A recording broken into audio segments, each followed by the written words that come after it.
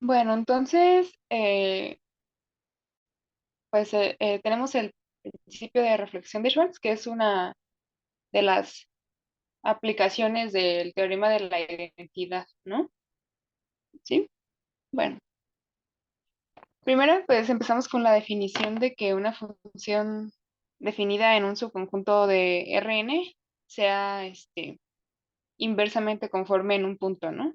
Y bueno, es inversamente conforme en x0 si la matriz diferencial de la f es en el punto, es un múltiplo escalar positivo de una matriz ortogonal con determinante -1, ¿no? Entonces, pues ahí tienen eso y pues tenemos una observación, ¿no? Dice que si tenemos una matriz ortogonal, pues tiene determinante 1 o -1, ¿no? Esto es por la siguiente razón, ¿no? Porque si uno es el determinante de la identidad y, pues esto es el determinante de O por O transpuesta, ¿no? Porque eso es lo que cumplen las matrices ortogonales, ¿no? Que su transpuesta es su inversa, ¿sí? Entonces cuando multiplican por la transpuesta les da la identidad. Y bueno, entonces, pues el determinante abre bien el producto, entonces este es el producto de los determinantes de O y O transpuesta, entonces nos queda determinante de O al cuadrado, ¿no? Porque determinante de la transpuesta es el mismo, ¿sí? Y bueno, entonces pues ya esto quiere decir que el determinante de la matriz es más menos uno. ¿M? Bueno, pues sí, sí, lo que ya habían visto seguramente en cálculo es de que si el determinante es positivo, y bueno, en este caso si es uno, pues decimos que la transformación que define preserva la orientación. Y si determinante es -1, o si es negativo, decimos que invierte la orientación, ¿no? Entonces, si ON es el grupo de matrices ortogonales de n por n con entradas reales y SON es el subgrupo de matrices que preserva la orientación, entonces, pues, bueno, vamos a tener que lo siguiente, ¿no? Que, a ver, primero caracterizamos a todas las bueno, en el caso de dimensión 2 nada más, ¿sí? Todas las matrices ortogonales en O2, pues ¿cuáles son? Si tenemos ahí una matriz ABCD, entonces si le saco la transpuesta, pues me va a quedar ACBD, ¿no? Y luego por ser ortogonal, la transpuesta es la inversa, entonces pues me queda la inversa de ABCD, que es un entero determinante de la matriz D menos B menos C A, ¿sí? El determinante es más menos uno, entonces por eso sale este más menos. Y luego es eh, D menos B menos C A, ¿no? Y entonces, pues en el primer caso, en el que el determinante sea positivo, o sea, sea uno, pues tengo que A es igual a D y C es igual a menos B, ¿no? Igualando las entradas. Y en el caso en el que el determinante sea uno, menos uno, perdón, entonces voy a tener que A es menos D y B es igual a C, ¿sí? Y bueno, pues el subgrupo de matrices que preservan la orientación, pues son los que caen en este caso, en ese primer caso, y entonces son todas las rotaciones, ¿no? Porque son las de la forma AB menos BA con A cuadrada más B cuadrada igual a uno, ¿sí? Entonces, pues eso quiere decir que son las rotaciones, ¿no? Porque los A y B los pueden pensar como un coseno de teta, seno de teta, ¿no? Eh, y bueno, las otras, las que invierten la orientación, pues son las reflexiones en rectas, ¿no? Bueno, ok, también tenemos otra definición. Dada una región en C, se define el reflejado de A como A barra o A conjugado, que son simplemente pues tomar el conjunto de los conjugados de los elementos de A, ¿sí? O sea, como que me tomo el conjunto A, lo reflejo respecto al eje real, o sea, aplico conjugación, y esa imagen pues es el conjugado de A, simplemente, ¿no? Entonces, y bueno, decimos que una región es simétrica si es igual a su conjugado, ¿no? Y bueno, esto pasa cuando siempre que tenga ya un punto, esté el Z conjugado también en la región. Y entonces, pues eso quiere decir que si es una región simétrica, pues entonces tiene que ser como simétrica con respecto al eje real, ¿no? Sí. Bueno, pues aquí nada más como notación que nos va a facilitar un poco para el lema, para el principio de reflexión de Schwartz, pues es la siguiente, ¿no? Que tomamos A más como A intersección H2 y A menos como A intersección el semiplano inferior, ¿no? O sea, menos H2. Y como sigma a la intersección de A con R, ¿sí? O sea, con la recta real. Bueno, ok, nada más aquí una observación, pues que si tenemos una región simétrica no vacía, entonces contiene un intervalo real, ¿no? Aquí, pues la justificación es porque si A no tuviera puntos reales, entonces, pues quiere decir que todo está contenido como arriba y abajo, o sea, bueno, en el semiplano superior y en el inferior. Entonces, cuando considero A más y A menos, estos generan una disconexión del conjunto A, lo cual no se puede porque es conexo por ser región, ¿no? Entonces, A tiene que tener algún punto real. Pues si ya tiene un punto real, pues entonces como A es un conjunto abierto, pues tiene que haber una vecindad alrededor de ese puntito real que se quede pues ahí contenida en ese conjunto A, ¿no? Y entonces, pues en esa vecindad de un punto real, pues va a haber un intervalo real contenido, ¿no? Y entonces, pues ya, es así como probamos que una región simétrica tiene un intervalo real contenido, ¿sí? Bueno, luego sigue el lema de pegado.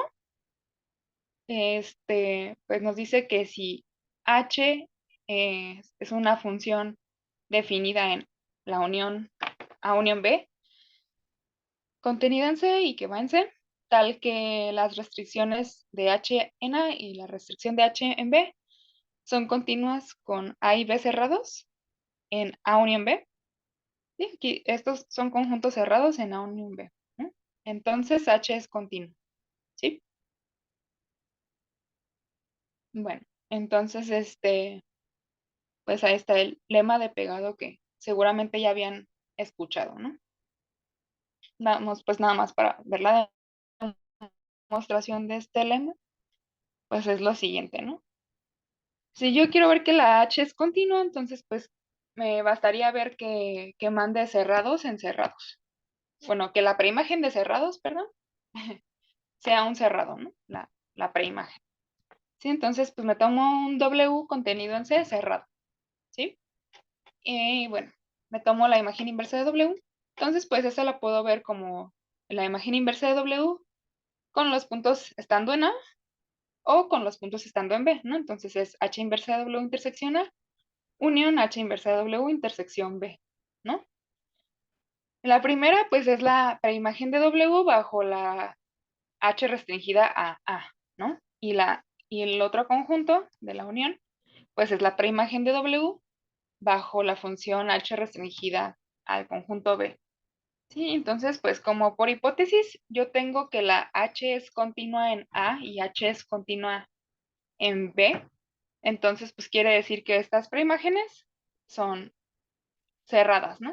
En A. Bueno, o sea, a H restringida a la preimagen del conjunto W es un cerrado en A, ¿sí?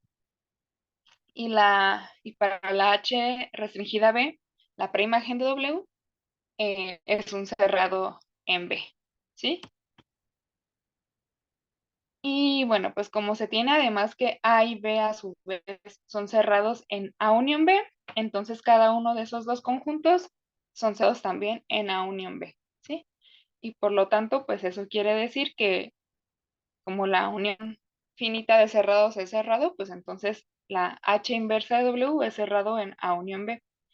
Y bueno, aquí estamos usando el hecho de que si tienen F un conjunto cerrado en E y E un cerrado en X, entonces F es cerrado en X. ¿Sí? O sea, como cierta transitividad de los conjuntos cerrados, podría decirse. Y entonces, ¿por qué se da esa transitividad? Digamos que si F es cerrado en E, entonces, o sea, E tiene la topología relativa a X, ¿no? Entonces eso quiere decir que todos sus cerrados pues se ven como de la forma E intersecado con un cerrado de la X, ¿no? Entonces como F es cerrado en E, pues F la puedo ver como E intersecado con un E1, siendo E1 E1 cerrado en X, ¿no? Y entonces, pues aquí por hipótesis además tengo que la E también es cerrado en X. Y entonces, pues ya eso quiere decir que la F es una intersección de cerrados en X. Y entonces, pues la F es un cerrado en X. ¿Sí? Em, bueno, entonces, pues ya con eso, ¿no? Porque eso ya implica que estos son cerrados en A unión B. Pues ¿por qué? Porque este es un cerrado en A y A es un cerrado en A unión B. Entonces, pues por esa transitividad que mencionamos, tiene que pasar que esta preimagen de la W bajo la restricción al conjunto A tiene que ser un cerrado en A unión B. Y por la misma razón, pues el otro, ¿no? Sí, porque este es un conjunto cerrado en B que, y que B es cerrado en A unión B, entonces pues el conjunto A tiene que ser cerrado en A unión B también. ¿Sí? Nada más ahí pues para justificar ese lema. Bueno, entonces vamos con otro lema. Nos dice lo siguiente, ¿no? Tenemos A una región y F analítica en A. ¿Sí? Tomamos phi sub r la reflexión en el eje real, o sea, la conjugación simplemente, ¿no?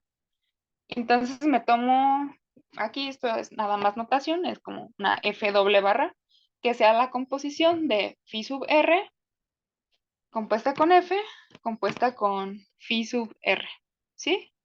O sea, aquí, en otras palabras, lo que estoy diciendo es que la phi sub barra es tomar un z, le aplico la conjugación, luego le aplico la F, y luego le aplico otra vez la conjugación a todo, ¿no? Entonces, esa es la F doble barra. Y bueno, si tengo que F es analítica en A, entonces la F doble barra es analítica en A conjugado, ¿no? O A barra, ¿sí? Que es la región reflejada de A. Sí, y pues sí, ¿no? Porque acuérdense, ¿quién es esta? La F doble barra es esta, ¿no? Entonces, digamos que, bueno, a ver, en el dibujito de la siguiente página, aquí tengo una F analítica en A, ¿no? Digamos que la región A es la parte de lo naranjita, ¿no? Lo que está arriba. Entonces, pues la F doble barra va a ser analítica en lo que está en la región reflejada, ¿no? ¿Por qué? Porque si me tomo un punto acá, pues ¿qué es lo que hace la F?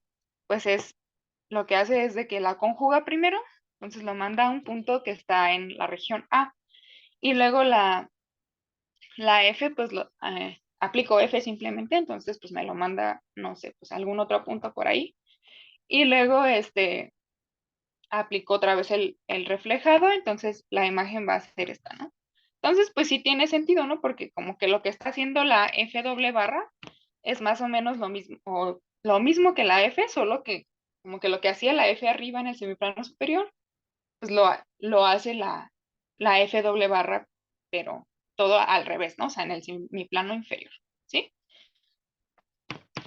Entonces, pues, sí tiene como, intuitivamente, sí es lógico que sea analítica, ¿no? La F doble barra, si la F ya lo es, ¿vale?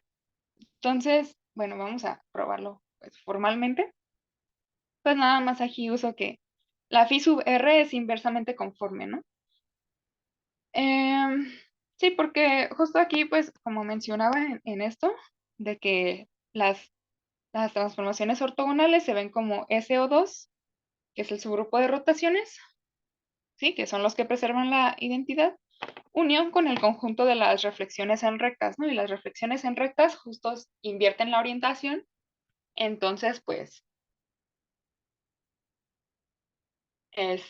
entonces, pues, ¿eso qué quiere decir? Pues son las que son, ¿dónde está? Inversamente conforme, ¿no? Inversamente conformes, ¿sí? Y bueno, entonces pues ahí vamos a tener a la phi sub r, ¿no? Porque pues es una reflexión en una recta, ¿sí? Pero bueno, pues lo verificamos de todas formas, ¿no? Como la phi sub r es la conjugación simplemente, pues viéndolo como coordenadas en R2, digamos, pues lo que hace es que a un XY lo manda a un X menos Y, ¿sí? Al conjugado. Y entonces, pues aquí pues nomás saco la matriz diferencial y pues me queda la primera entrada, que es la X, respecto de X y respecto de Y, ¿no? Esa es la primera entrada. Y digo, el primer renglón, perdón. Y luego lo que veo es la segunda entrada y, y eso lo derivo respecto de X y respecto de Y y eso me da el segundo renglón, ¿sí? Y bueno, pues entonces, pues hago esto, ¿no? Entonces la primera entrada respecto de X, pues es 1, ¿no? Porque es X respecto de X. Y luego la primera entrada respecto de Y, pues me da el 0, ¿no? Y luego me fijo en la segunda entrada. Entonces, respecto de X, pues es 0 otra vez. Y la diferencial respecto de Y, pues es menos 1, ¿no? Entonces, pues ya tengo esto, ¿no? De que es un elemento de O2, que no es una rotación, ¿no? ¿Sí? ¿Y por qué es un elemento de O2? Pues porque su transpuesta, o sea, 1, 0, 0, menos 1, es, pues es ella misma, ¿no? Ella misma es su transpuesta y además ella misma es su inversa, ¿sí? Porque cuando la multiplican a ella consigo misma, pues les da la identidad, ¿no? Porque en el renglón como de abajo a la derecha, les va a quedar multiplicar menos 1 por menos 1, entonces él les cancela el signo y les queda el 1, ¿no? Y todo lo demás queda, pues, igual, ¿no? O sea, les queda la identidad cuando la multiplican por ella misma. Entonces, pues eso quiere decir que la transpuesta es la inversa, entonces pues está en el grupo ortogonal O2, ¿no? Y no es una rotación, ¿no? Porque el determinante es menos 1, ¿sí? Bueno, entonces ahí está, la phi sub r es inversamente conforme. Y bueno, pues por la regla de la cadena que tenemos, pues ahí nomás aplicamos regla de la cadena a esta composición, ¿no? Pues esto es simplemente, me tomo la diferencial la matriz diferencial de la primera y la evalúo en lo demás, ¿no? Y luego pues me tomo la matriz diferencial de la segunda, lo evalúo en lo otro, ¿no? Y luego pues por último la matriz diferencial de la tercera y lo evalúo pues en el punto X, ¿no? Este, y, y bueno, pues ya nomás le apliqué aquí la regla de la cadena. Ah, pues aquí noten que esta matriz, la diferencial de F, en phi sub r de x barra. Entonces, es, es de esta forma, ¿no? ¿Por qué? Porque como la f es analítica en la región A, pues cumple las ecuaciones de Cauchy-Riemann, ¿sí? Y entonces, pues lo que les dice las ecuaciones de Cauchy-Riemann es justo que la matriz diferencial es de esa forma, ¿no? O sea, que los de la diagonal son eh, iguales y los de la diagonal invertida son iguales con un signo menos, ¿sí? Entonces, pues es de esta forma, ¿no? Y las otras dos matrices pues son simplemente el 1, 0, 0, menos 1. Y bueno, entonces pues hago este producto, hago el producto de las primeras dos, me queda A por menos B por, o bueno, en la primera entrada pues me queda A por 1, ¿no? Y luego en la segunda entrada pues me queda B por 1, ¿sí? Que es B. Y luego en la tercera entrada pues me queda este menos B por menos 1, ¿no? Que es B. Y luego en la cuarta entrada me queda A por menos 1, que es pues menos A, ¿sí? Y luego me falta multiplicar por 1, 0, 0, menos 1. Y entonces, pues ya cuando hago este producto, me queda pues, la primera entrada es A, la, la segunda entrada es menos B, ¿sí? Y luego la tercera entrada es B simplemente, y la cuarta es menos A por menos 1, que es A, y entonces pues ya es esta forma, ¿no?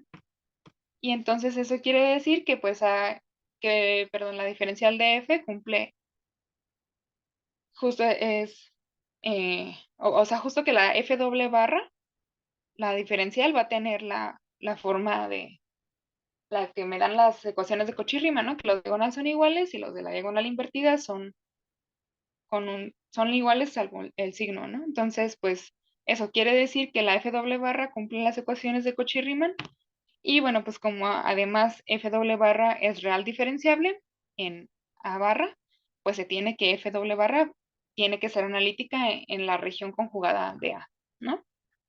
Sí, que era una de las caracterizaciones de ser analítica, ¿no? O sea, que fuera real diferenciable y que cumpliera Cauchy-Riemann, ya eso les garantiza la analiticidad.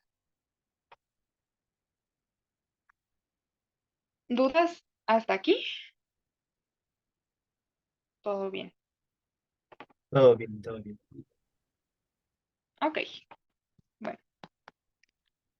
Vamos a ver ahora sí ya el principio de reflexión de Schwartz.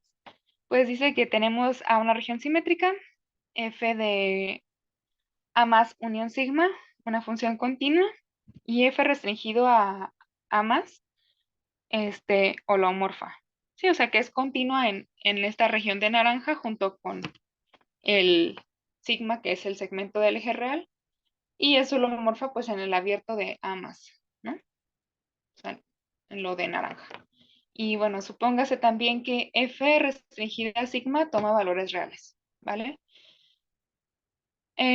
Bueno, entonces, pues bajo estas hipótesis, existe una única G de A en C, extensión analítica de F, tal que restringida a más unión sigma es igual a la F, y restringida a la parte de abajo, A menos, pues es la F doble barra, restringida al A menos, ¿sí? Bueno, pues entonces, pues justo ya vamos con la demostración, ¿no? Entonces, justo, pues por lo que queremos que cumpla, o sea, estas dos condiciones, pues es muy natural definirla así, ¿no? Simplemente a la G. Sí, entonces G es tal que si un punto está en A más unión sigma, o sea, en la parte de arriba o en el eje real, pues entonces le aplico F de Z, ¿no? Y si un punto está en la parte de abajo o en el eje real, pues entonces le aplico F doble barra, ¿no? Y bueno, pues como aquí tengo que la intersección de estos dos conjuntos es el conjunto sigma, pues entonces hay que ver que está bien definida la G ahí, ¿no? O sea que si yo evalúo en un punto de sigma, pues la F y la F doble barra valen lo mismo, ¿no? Para no tener problemas ahí. Bueno, aquí tengo, ¿no? G está bien definida, ya que si me tomo un Z en sigma, entonces voy a tener que F doble barra de Z es igual, por la definición de la F doble barra, es el conjugado de F de Z conjugado. Pero como Z es un real, por estar en sigma, pues se tiene que Z conjugado es Z simplemente, ¿no? Y entonces me queda conjugado de F de Z. Y bueno, por la hipótesis esta de que la F sigma, o bueno, F restringida sigma toma valores reales, pues eso quiere decir que F de Z es un real. Y entonces, pues, F de Z conjugado es igual a F de Z.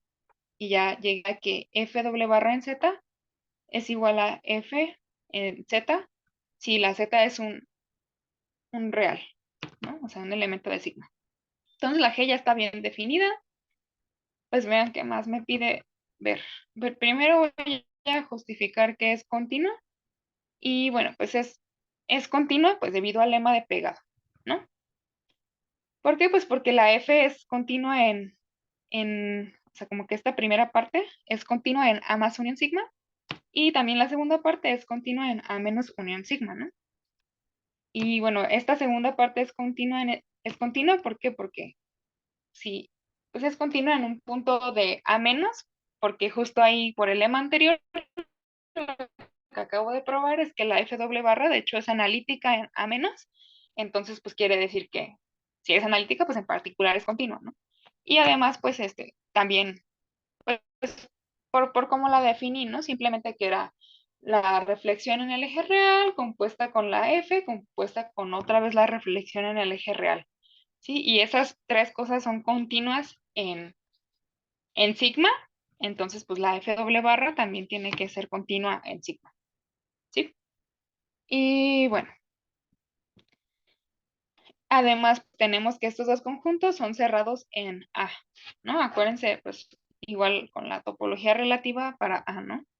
Que sean cerrados en A, pues quiere decir que se puedan ver como A intersección un cerrado de C. Y pues sí, ¿no? Porque es A intersección, por ejemplo, el semiplano superior cerrado, ¿no? H2 cerrado. Ese es el A más unión sigma. Y el A menos unión sigma, pues es el A simplemente intersecado con el semiplano inferior cerrado, ¿sí? Que es un cerrado en C, entonces pues ya. Esos dos conjuntos son cerrados en A y entonces pues ahora sí por el lema de pegado la G es continua, ¿sí? También tenemos que ver que es analítica. Entonces, pues bueno, primero G es analítica en más, perdón, porque pues eh, restringida a A más coincide con la F, ¿no? F de A más, que por hipótesis es analítica ahí. Y además, igual por el lema anterior, pues tengo que la G es analítica en A menos, porque en A menos pues coincide con la F doble barra, ¿no? Que el lema anterior era justo lo que me decía, ¿no? La F doble barra es analítica en la región reflejada, ¿no? Entonces, pues ahí está. Entonces, ya vi que es analítica en A y A menos, ¿no? Entonces, pues lo que me falta es ver que es analítica en el eje real, ¿sí? Y bueno, sí, sí. Primero suponemos por un momento que ya vimos que es analítica en sigma, y entonces, pues ya tengo que esa G es analítica en todo A, y entonces con eso ya, por el teorema de la identidad, pues voy a tener que se prueba la unicidad, ¿no? Porque aquí me dice existe una única. Entonces, ¿cómo pruebo la unicidad? Pues porque si hubiera, aquí lo digo, ¿no? Porque cualquier otra extensión analítica definida en, cualquier otra extensión analítica de F definida en A coincide con G en el abierto, pues en algún abierto de aquí, digamos, que es donde está definida la F. Y entonces, pues, eso quiere decir que por el teorema de la identidad, pues tiene que ser exactamente la G, ¿no? ¿Sí? Porque si coinciden, acuérdense que nos decía el teorema de la identidad, si coinciden en una sucesión convergente en un punto del dominio de la electricidad, pues entonces tienen que ser exactamente la misma función, ¿no? Y bueno, pues si aquí coinciden en un abierto, pues de hecho, como tiene que extender a F, pues tienen que coincidir en todo este abierto. Eh, entonces, pues quiere decir que no hay otra más que la G. Sí, es la única que va a cumplir. Bueno, entonces, para ver que G es analítica en sigma, es un poco, este, como que hay que hacer muchas cosas. Entonces, pues, vean, el argumento que se da aquí es el siguiente, ¿no? Se usa esta generalización del teorema de Morera. Dice que si tenemos un subconjunto de C abierto y H continua en U, entonces, si suponemos que para cualquier rectángulo R contenido en U, la integral a lo largo de la frontera de R es cero, entonces H es analítica en U. ¿Sí? Entonces, o bueno, como se suele ver en variable compleja 1, el teorema de Morera se enuncia de manera que dice que en parte de las hipótesis es ¿qué cosa? Que la integral de H a lo largo de cualquier curva cerrada, C1 por tramos, sea cero, ¿no? Entonces, esto es una versión más fuerte del teorema de Morera, porque aquí lo que me está diciendo es, pues no necesitas checar que la integral sea cero a lo largo de cualquier curva cerrada. Dice, nada más checa en las fronteras de los rectángulos. Y si ya ahí cumple que las integrales son cero, entonces ya con eso la H es analítica. ¿Sí? Entonces, pues es una versión más fuerte. Bueno, aquí les puse, ¿no? Que viene en el libro de Searchland, esta generalización de Morera. De todas formas, damos un argumento, ¿no? Que, a ver, por ejemplo, si nos vamos al libro de Lascurain, ¿qué es lo que tenemos? A ver, vamos a fijarnos en el teorema local de la primitiva. ¿Qué nos dice el teorema local de la primitiva? ¿Se acuerdan? Vamos a irnos al libro de profesor Lascurain. Que en un simplemente conexo siempre puedes encontrar una primitiva, creo. Ajá, bueno, hay una versión, como que es de las primeras que se aprueba, que es de que si tienes una función analítica en una región y tienes un rectángulo en la región, entonces ahí puedes encontrar una vecindad del rectángulo donde haya una primitiva en esa vecindad del rectángulo. Sí, o sea, por eso es una primitiva local, ¿no? Porque es como alrededor de un rectangulito. ¿Sí? Entonces, pues nada más vamos a revisar rápido. A ver, acuérdense, aquí está, el local de la primitiva. Entonces, yo aquí como que quisiera ver que, o sea, para probar esto, ¿no? Para probar la generalización del teorema de Morera. Yo como que quiero ver que H es analítica, ¿no? Entonces, como que quisiera ver que tiene una primitiva, ¿no? ¿Por qué? Porque si tiene una primitiva, aunque sea local, ¿no? Pero si tiene una primitiva local en cada punto, pues entonces, si H es la primitiva, H mayúscula, se cumple que H mayúscula prima es igual a H, y entonces, pues como la H es analítica, entonces por el teorema de que las funciones holomorfas son de clases a infinito, pues quiere decir que la H minúscula, que es la derivada de la H mayúscula, también tiene que ser analítica, ¿no? Y también es infinitamente diferenciable, ¿sí? Entonces, con que yo ya exhiba que hay una primitiva local, ya con eso puedo garantizar que la H minúscula es analítica, ¿sí? Aunque sea una primitiva local. Y bueno, pues me voy al teorema de la primitiva local y pues ahí véanlo, ¿no? Aquí como que si me fijo yo tal cual en el enunciado, pues no lo puedo aplicar en este caso porque pues justo me está diciendo de hipótesis. Aquí vean que me pide de hipótesis que la función tiene que ser analítica, pero pues es lo que yo quiero probar. Entonces no lo puedo aplicar tal cual, pero sí me puedo fijar en un detalle aquí y es que en la prueba del local de la primitiva, no se usa en ningún lado que la F sea analítica. Ajá, de hecho, no se usa en ningún lado que la F sea analítica más que para poder aplicar el lema de Bursat, ¿sí? O sea, porque lo que hace es qué cosa, o sea, como que se toma aquí o sea, te dice aquí, pues primero voy a tomarme como definirme una función que, este, ajá, que me la tomo como la integral desde z0 hasta z, pero a lo largo de esta curva, ¿no? De la lambda z, ¿no? Que es como que la parte roja del rectángulo, ¿sí? O sea, como estos dos lados. Entonces, además, pues por el lema bueno, como F es analítica, por el lema de Bursa, la integral a lo largo de cualquier rectángulo, a ver, acuérdense, el lema de Bursa también, aquí está, ¿no? Me dice que la integral a lo largo de cualquier rectángulo es cero, ¿no? Si la función es analítica, ¿no? O sea, es como que una primera versión del teorema de Cauchy, ¿no? Para rectángulos. Entonces, pues bueno, si es analítica, la integral a lo largo de la frontera del rectángulo es cero. Y entonces, pues aquí es lo único para lo que lo uso, ¿no? O sea, porque aquí como que defino la primitiva que sea la integral, aquí justo está, ¿no? De hecho, la g es la integral a lo largo de lambda z, ¿no? Pero bueno, como la integral a lo largo de este rectángulo, como el dado por lambda z, y entonces pues eso quiere decir que la integral a lo largo de lambda z es la misma que la integral a lo largo de psi z, ¿sí? Sí, porque la integral a lo largo del rectángulo es cero, entonces pues tiene que pasar esto, ¿no? Y eso lo garantiza el lema de Bursat, que lo puedo usar porque la F es analítica. Pero acuérdense que la consecuencia del lema de Bursat es que la integral a lo largo de la frontera de los rectángulos sea cero.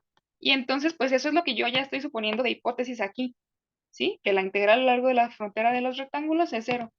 Entonces, yo aquí en el teorema de la primitiva, en el local de la primitiva, puedo simplemente, no pedir que la f sea analítica, o sea, como que sustituir esa hipótesis, la de f analítica, sustituirla por la hipótesis de que la integral de f a lo largo de cualquier rectángulo sea cero, ¿sí? Y ya con esto voy a poder tener el mismo teorema local de la primitiva, ¿no? Y entonces, pues ya eso quiere decir que sí voy a tener una primitiva local. Y ya con eso es que se prueba este teorema de esta generalización del de Morera. ¿Sí? ¿Quedó claro eso? ¿O no tanto?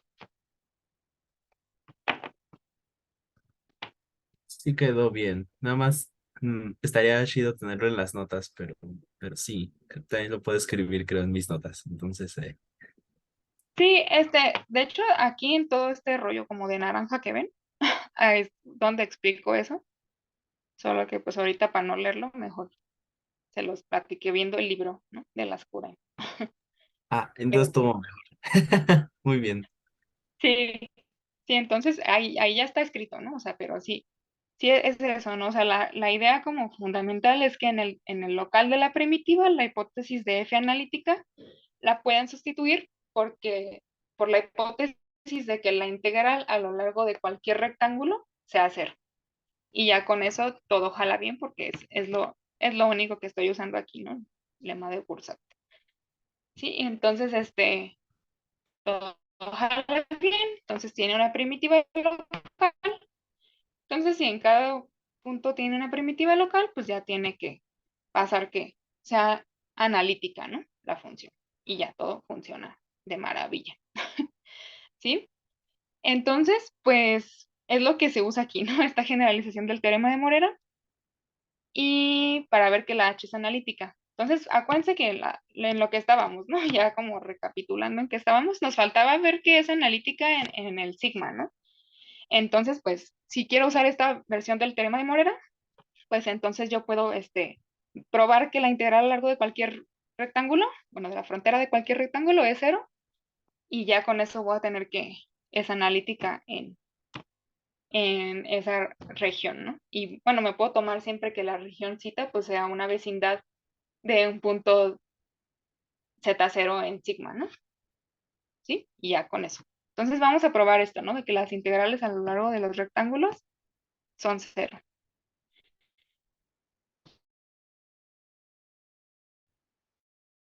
Digamos que esta región así grandota es la región A y luego tienen un punto z0 en sigma, ¿no?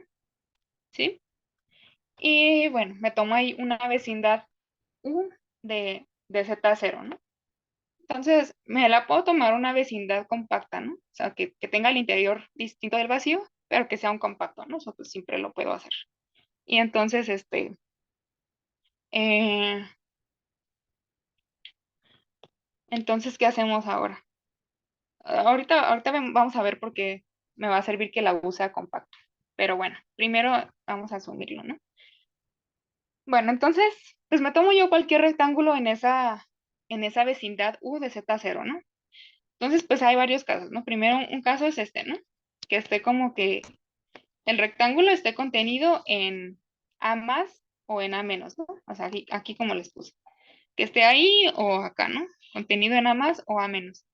Y entonces, en este caso, pues como ahí yo ya sé que la G es analítica, entonces por el teorema de Cauchy, como es una curva cerrada, pues la integral de la función a lo largo de la frontera de ese rectángulo es cero, ¿no? Porque ahí ya sé que es analítica y ya no tenía ningún problema.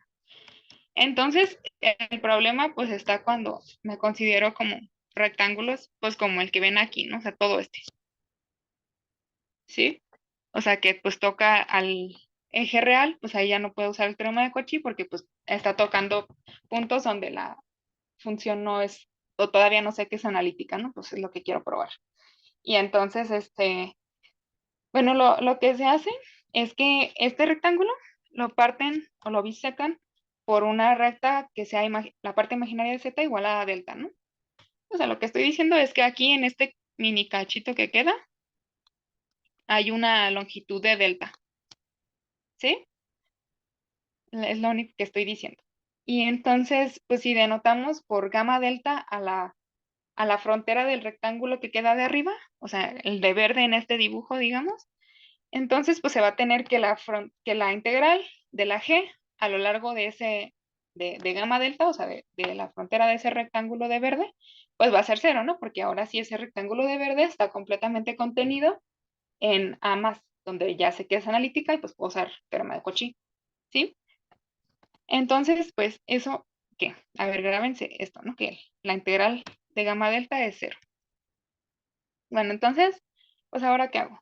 Me tomo x1 y x2, los puntos reales con x1 menor que x2, tales que sean los extremos de la frontera del rectángulo sobre el eje real, ¿no? O sea, pues estos puntos de acá, ¿sí? Y bueno, también pues como la frontera del rectángulo es un compacto, pues y la función g ya sé que es continua, entonces pues es acotado, ¿no? Entonces me puedo tomar el supremo de las normas de g de z a lo largo del rectángulo, de la frontera del rectángulo. Y bueno, entonces pues, ¿qué está pasando ahí? Puedo suponer, por lo que les decía al principio, pues suponemos que la U es una vecindad compacta de Z0 y que el rectángulo pues se queda contenido en el interior de U. Ujú. Entonces, como G es uniformemente continua en U, ¿y eso por qué? Porque pues como la G es continua en U, que es un compacto, entonces acuérdense, continua en un compacto implica uniformemente continuo. Entonces, pues tengo lo siguiente, ¿no? Tengo que para todo epsilon existe una delta, tal que si los dos puntos del, de la, pues sí, del conjunto U están delta cerca, entonces las imágenes G de Z1 y G de Z2 están epsilon cerca, ¿sí? Entonces, bueno, pues ya uso eso, ¿no? Entonces, quiero ver que la integral a lo largo de la frontera del rectángulo es cero. Entonces me tomo la norma de eso. Aquí le estoy sumando un cero, ¿no? Porque acuérdense, la integral a lo largo de gamma delta es cero de la G. Entonces le estoy sumando un cero, no estoy haciendo nada todavía. Entonces, ¿qué pasa? Esto, ahora sí ya lo interpreto todo completo. ¿Y quién es? Pues la frontera o la integral a lo largo de la frontera de R, pues es integrar sobre todo esto, ¿no? O sea, sobre todo, así todo esto, ¿sí? Pero si yo le estoy quitando la integral a lo largo de gamma subdelta, entonces pues quiere decir que le estoy quitando esta cosa, ¿sí? Entonces, pues lo que me va a quedar es justo la integral a lo largo de este rectangulito de morado, ¿no? O sea, este cachito del rectángulo, ¿sí? Sí, entonces pues ya eh, me queda que esto es esa integral, ¿no? A lo largo del rectángulo de moradito, ¿sí? Bueno, entonces esto pues ya lo puedo parametrizar de la forma usual, ¿no? Porque es la integral de x1 hasta x2 de g de t, simplemente. Esa es la integral a lo largo del segmento sigma, ¿no? O sea, bueno, que está sobre el eje real. Sí, y luego integro el segmentito vertical que va de 0 a delta y es la integral de g de x2 más it por y respecto de t. El y pues simplemente sale porque es la derivada de la curva, ¿no? La curva es pues esta cosa de aquí, la t corriendo desde 0 hasta delta. Y luego me queda la integral sobre el segmento vertical, pero el de arriba, ¿no? Entonces el segmento vertical pues es como acuérdense que la longitud aquí era de delta, o bueno, la altura ahí, entonces pues me queda que la curva es t más y delta, ¿no? Entonces es g evaluado en t más y delta, pero bueno, eso, la t va corriendo desde x1 hasta x2, ¿no? Pero como la quiero que vaya de derecha a izquierda, pues entonces pongo un signo menos aquí, ¿no? Por eso es que sale este menos. Y bueno, pues también por último me falta integrar a lo largo del rectangulito del segmentito vertical que está del lado izquierdo, ¿no? Entonces, del lado izquierdo, pues tengo justo ese segmento vertical de longitud delta, Entonces, pues, ¿quién va a ser ahí? Va a ser x1 más it, la curva, ¿no? Con t moviéndose desde 0 hasta delta. Pero bueno, pues como el segmentito vertical lo quiero recorrer como hacia abajo, ¿sí? O sea, acá hacia abajo. Entonces, pues aquí también por eso pongo un signo menos, ¿no? Y bueno, de nuevo, este factor y sale porque es la derivada de la curva, ¿no? Porque la curva es esta, ¿no? X1 más IT, ¿sí?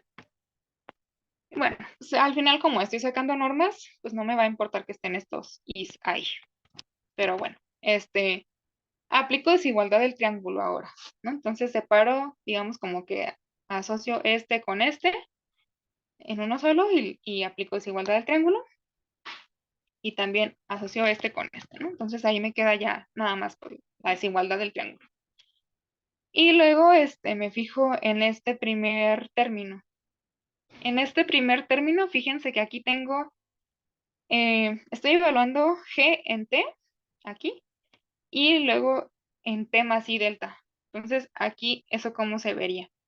Si aquí digamos que la T era, no sé, por ahí, ¿no? Si la T es un número entre x1 y x2. Entonces es un punto por ahí y T más I delta pues está acá, ¿no? Pero bueno, el chiste es que esta delta pues la puedo tomar yo tan chiquita como yo quiera, ¿no? Entonces, si esos puntos están delta cerca, entonces por la convergencia uniforme, tengo que las imágenes de G de Z1 y G de Z2 van a estar epsilon cerca, ¿no? Entonces, pues aquí tengo las imágenes de estos dos puntos que estaban delta cerca, entonces pues van a estar epsilon cerca, ¿sí? Y bueno, entonces pues aquí a esta desigualdad le aplico eso, la continuidad uniforme. Me queda que lo de adentro está acotado por epsilon, ¿sí? Por la continuidad uniforme. Y luego pues eso lo multiplico simplemente por la longitud de la curva, ¿no? Y la longitud de la curva es un segmento de longitud de x1, perdón, que va de x1 hasta x2, entonces es un segmento de longitud de x2 menos x1, ¿sí? Que es esta la longitud de la curva, ¿sí? Y bueno, entonces ahí está esa desigualdad para el primer término. Y luego pues para el otro, pues ahí que le hago, pues ahí simplemente uso esta cota para la función g, ¿no? Que tenía yo porque g es continua y la frontera del rectángulo es un compacto, entonces está acotado por una m. Entonces, pues lo de adentro está acotado por 2m, ¿no? Por la desigualdad del triángulo otra vez. Y luego me tengo que multiplicar por la longitud de la curva, pero pues la longitud de la curva es simplemente delta, ¿no? Que es un segmento vertical de longitud delta. Entonces, pues la segunda integral, bueno, la segunda norma de la integral está acotado por 2m delta. Bueno, como la delta, pues la puedo tomar yo tan chica como quiera, ¿sí? Pues puedo suponer que delta es menor que epsilon particular, ¿no? Ah, bueno, y aquí como quiero dar pues como que una cota uniforme, o sea, como que no dependa de x1 y x2, pues simplemente puedo ver que como aquí me tomé pues una vecindad compacta alrededor de z0, pues entonces va a haber cierta distancia con la frontera de la región A, ¿no? Sí, entonces pues aquí quiere decir que va a haber como que un punto A que esté entre U y, y la frontera de A, ¿no? Y un punto B que esté otra vez entre U y el otro lado de la frontera de B, ¿no? O sea, como que, o sea, lo que estoy diciendo aquí es que va a haber un intervalo AB que contiene este, pues a este cacho del rectángulo, ¿no? O sea, como que a ese lado del rectángulo, ¿sí? Entonces, pues aquí, si la distancia era x2 menos x1, entonces pues aquí esto va a ser menor o igual que b menos a, que es la distancia desde a hasta b, ¿sí? Que es un intervalo más grande que x1, x2, ¿sí? Entonces, bueno, y pues aquí otra vez, como les decía, usando que delta puedo tomarlo si yo quiero menor que la epsilon, pues esto va a ser menor que epsilon por b menos a más 2m, ¿no? Y bueno, el chiste es que ya a lo que llegué es que la integral a lo largo de la frontera del rectángulo es menor que epsilon por alguna constante. Entonces, como epsilon lo puedo yo hacer tan chico como yo quiera, entonces pues eso quiere decir que no le queda de otra a la integral a lo largo de la frontera del rectángulo que ser cero, ¿sí? Y bueno, ya hice ese caso, ¿no? ¿Alguna duda con este caso? No. No, ¿No? está. Ok, sí, pues un poco laborioso por ahí, pero la idea creo que sí está más o menos clara, ¿no? Pero bueno, entonces pues ahí está, ¿no? Ya probé estos casos, ¿no? A ver, ya dejen aquí despejo un poco todos estos rayones que hice. Ya hice los varios casos, ¿no? O sea, hice cuando está acá, por el teorema de Cauchy, la integral es cero. Cuando está acá, igual por el teorema de Cauchy, la función es analítica, entonces la integral es cero. Y ya hice el caso en el que uno de los lados está sobre el eje real, ¿no? Y acabo de probar que la integral es cero ahí. Me falta pues otro caso en el que pase como que algo de este estilo, ¿no? O sea, como que tenga puntos de A menos y de A más, y que además tenga puntos de la frontera, digo, de la sigma, perdón, ¿sí? Y para ese caso, pues lo que hago simplemente es bueno, lo puse de este lado, sí, o sea, aquí este caso, ¿no? Que es un rectángulo así. Entonces, pues lo que hago es simplemente que, pues, ver que la integral a lo largo de todo este rectángulo, lo puedo ver como la integral a lo largo de un rectángulo así, o sea, como que intersecado con el A más unión sigma, y este, y también más la suma de la integral a lo largo de la frontera del rectángulo, que sea justo el rectángulo intersecado con A menos unión sigma, ¿no? O sea, como que lo parto en dos al rectángulo con la parte de un rectángulo en la parte de arriba y el otro en la parte de abajo, ¿no? Y entonces, pues ahí ya, este, para la parte de abajo, pues se procede igual que como le acabo de hacer, ¿no? O sea, dando el argumento de continuidad uniforme y todo eso, ¿no? Para ver que la integral es cero también. Y entonces, pues si tengo algo de este estilo, simplemente voy a tener que la integral a lo largo del rectángulo de arriba va a ser cero, y la integral a lo largo de la frontera del rectángulo del de abajo también va a ser cero. Y entonces, pues la suma de las dos integrales me va a dar la integral a lo largo de todo el rectángulo total, que pues va a ser cero también. Y entonces ya estos son todos los casos, ¿no? Para los rectángulos. Y entonces ya probé que la integral de la función g a lo largo de la frontera de cualquier rectángulo es cero. Y entonces, pues, recapitulando un poco, por el teorema de esta generalización de Morera, tengo que la h es analítica en U. Y pues ya, o sea, se acabó, ¿no? O sea, porque la U era una vecindad abierta del punto Z0 que estaba sobre el eje sigma, y hago eso para todo punto Z0 sobre el eje sigma, sobre el segmento de sigma, perdón. Y entonces, pues ya, tengo que H es analítica en todo sigma. ¿Sí? ¿Alguna pregunta con esto? No. Todo bien, todo bien. ¿Todo bien? Ok. Bueno, pues ya un poco laborioso, pero pues ya queda, ¿no? El principio de reflexión de Schwartz. ¿Sí? Bueno, pues si ya no hay más dudas, pues hasta ahí le dejamos. ¿Vale? Entonces, bueno, esto se puede extender, porque aquí la R es como que un círculo, ¿no? Bueno, un círculo entre comillas, o sea, el eje real. Entonces, puedo yo también aplicar un principio de reflexión de Schwartz a lo largo de cualquier recta o cualquier otro círculo, ¿no? Simplemente con la inversión que ya habíamos visto hace unas clases, ¿no? De que, sí, como que tengo una región que está, digamos, a lo mejor adentro de un círculo, digamos. Entonces, pues saco la invierto, o sea, como que la reflejo con respecto al círculo, me queda pues una región afuera del círculo, y entonces eso bueno, le puedo también aplicar el principio de reflexión de Schwartz, y voy a tener que ahí se va a tener que va a ser, que va a haber una extensión analítica de la función f, ¿no? Eh, Y Requerimos que la función a la que queremos extender tome algún tipo de valor en particular en estos círculos o rectas. pues lo mismo, ¿no? Bueno, aquí teníamos de que la f restringida como que al intervalo real tuviera valores reales, ¿no? Y pues allá también, ¿no? Vamos a requerir que la función restringida al círculo tome valores en el círculo, ¿no? Es lo que le vamos a pedir. Y ya, Ok. ¿no? Y bueno, Ah, y esto, la continuidad en la frontera con el círculo y que sea holomorfa en el abiertito. Y ya, ¿sí?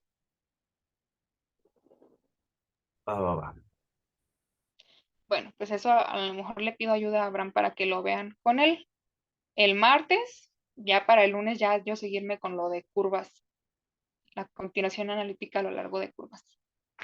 Pero bueno, pues ya hasta ahí le dejamos entonces. ¿Algún comentario, duda, algo que quieran mencionar? Todo bien. ¿Todo bien? Ok.